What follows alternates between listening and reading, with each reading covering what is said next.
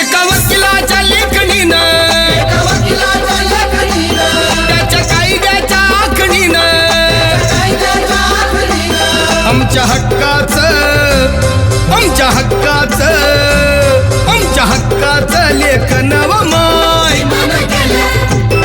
मग कुणी नाही केलं भलं व माय अग दिल्लीचं दालन फुलं व माय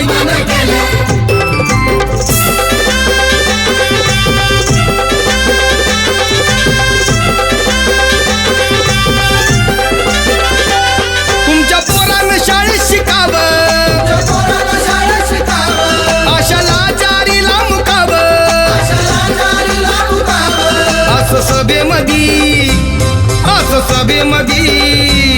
असं सभेमधी भाषण व माय मग कुणी नाही केलं भलं